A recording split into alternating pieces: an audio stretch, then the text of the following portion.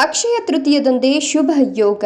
ಇವರಿಗೆ ಲಕ್ಷ್ಮಿ ಕೃಪೆ, ಹಣದ ಹೊಳೆ ಹರಿಯಲಿದೆ. ಹೌದು, ಜ್ಯೋತಿಷ್ಯದ ಪ್ರಕಾರ ಪ್ರತಿ ವರ್ಷ ವೈಶಾಖ ಮಾಸದ ಶುಕ್ಲ ಪಕ್ಷದ 3ನೆಯ ದಿನದಂದು ಅಕ್ಷಯ ತೃತೀಯವನ್ನ ಆಚರಿಸಲಾಗ್ತದೆ. ಈ ವರ್ಷ ಅಕ್ಷಯ ತೃತೀಯವನ್ನ ಮೇ 10ರಂದು ಆಚರಣೆ ಮಾಡಲಾಗ್ತದೆ. ಈ ದಿನ ಮಾಡಿದ ಪ್ರತಿಯೊಂದು ಕೆಲಸದಲ್ಲೂ ಯಶಸ್ಸನ್ನ ಸಾಧಿಸಲಾಗ್ತದೆ ಅಂತ ಹೇಳಲಾಗ್ತದೆ. ಹೌದು, ಜ್ಯೋತಿಷ್ಯದ ಪ್ರಕಾರ ಈ ವರ್ಷದ ಅಕ್ಷಯ ತೃತೀಯ ದಿನವು ತುಂಬಾ ವಿಶೇಷವಾಗಿರ್ತದೆ. ಗಜಕೇಸರಿ ಯೋಗವು ಈ ದಿನ ರೂಪುಗೊಳ್ಳುತ್ತದೆ. ಇದಲ್ಲದೆ ಮಂಗಳ ಮತ್ತು ಬುಧನ ಸಂಗಮವು ಮೀನ ರಾಶಿಯಲ್ಲಿ ಧನ ಯೋಗವನ್ನ ಸಹ ಸೃಷ್ಟಿಸುತ್ತಿದೆ. ಇದಲ್ಲದೆ ರವಿಯೋಗ ಕೂಡ ಮೇ 10ರಂದು ರೂಪುಗೊಳ್ಳುತ್ತಿದೆ. ಈ ಎಲ್ಲ ಯೋಗಗಳ ಜೊತೆಗೆ ಅಕ್ಷಯ ತೃತೀಯವನ್ನ ಸಹ ಆಚರಣೆ ಮಾಡಲಾಗ್ತದೆ.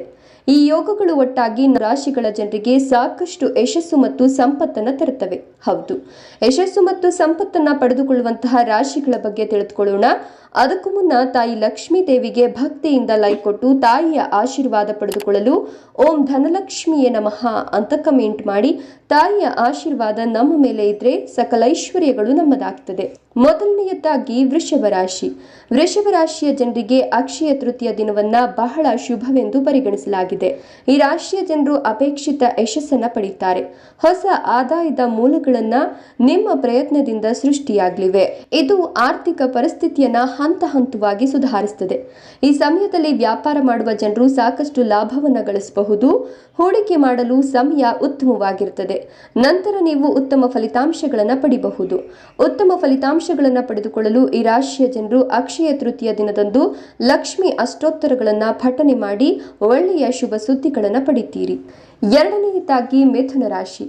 ಅಕ್ಷಯ ತೃತೀಯ ಹಬ್ಬವು ಮಿಥುನ ರಾಶಿಯ ಜನರಿಗೆ ಒಳ್ಳೆಯ ಸುದ್ದಿಯನ್ನು ತರುತ್ತದೆ. ಈ ಸಮಯದಲ್ಲಿ ನಿಮ್ಮ ಬ್ಯಾಂಕ್ ಬ್ಯಾಲೆನ್ಸ್ ಸ್ಥಿತಿ ಸುಧಾರಿಸುತ್ತದೆ.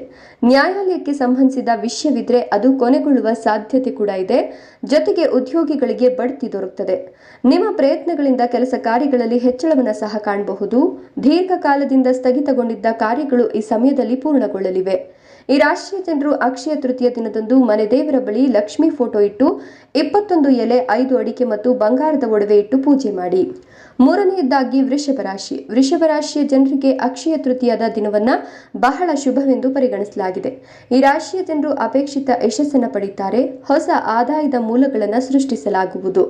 ಇದು ಆರ್ಥಿಕ ಪರಿಸ್ಥಿತಿಯನ್ನು ಸುಧಾರಿಸುತ್ತದೆ. ವ್ಯಾಪಾರ ಮಾಡುವ ಜನರು ಸಾಕಷ್ಟು ಲಾಭವನ್ನ ಈ ಸಮಯದಲ್ಲಿ ಸಾಧ್ಯವಾಗುತ್ತದೆ. ಹೂಡಿಕೆ ಮಾಡಲು ಸಮಯ ಉತ್ತಮವಾಗಿರುತ್ತದೆ. ನಂತರ ನೀವು ಉತ್ತಮ ಫಲಿತಾಂಶಗಳನ್ನು ಪಡೆಯುತ್ತೀರಿ. ಮಹಿಳೆಯರಿಗೆ ಉತ್ತಮ ಲಾಭಗಳು ದೊರೆಯಲಿದೆ. ನಾಲ್ಕನೆಯದಾಗಿ ಮಿಥುನ ರಾಶಿ. ಅಕ್ಷಯ ತೃತೀಯ ಹಬ್ಬವು ಮಿಥುನ ರಾಶಿಯ ಜನರಿಗೆ ಒಳ್ಳೆಯ ಸುದ್ದಿಯನ್ನು ತರುತ್ತದೆ. ಈ ಸಮಯದಲ್ಲಿ ನಿಮ್ಮ ಬ್ಯಾಂಕ್ ಬ್ಯಾಲೆನ್ಸ್ ಸ್ಥಿತಿ ಹಂತ ಹಂತವಾಗಿ ಸುಧಾರಿಸುತ್ತದೆ. ನ್ಯಾಯಾಲಯಕ್ಕೆ ಸಂಬಂಧಿಸಿದ ವಿಷಯವಿದ್ರೆ ಅದು ಕೊನೆಗೊಳ್ಳುವ ಸಾಧ್ಯತೆ ಕೂಡ ಇದೆ. ಕೆಲ ಉದ್ಯೋಗಿಗಳಿಗೆ ಬಡ್ತಿ ದೊರಕುತ್ತದೆ. ದೀರ್ಘಕಾಲದಿಂದ ಸ್ಥಗಿತಗೊಂಡಿದ್ದ ಕಾರ್ಯಗಳು ಪೂರ್ಣಗೊಳ್ಳಲಿವೆ. ಮಹಿಳೆಯರಿಗೆ ಈ ಸಮಯ ಉತ್ತಮವಾಗಿರಲಿದೆ. ಅಕ್ಷಯ ತೃತೀಯ ದಿನ ಬಡವರಿಗೆ ನಿಮ್ಮ ಕೈಲಾದಷ್ಟು ಸಹಾಯ ಮಾಡಿ ಒಳ್ಳೆಯ ಸುದ್ದಿಗಳನ್ನು ಪಡೆಯುತ್ತೀರಿ.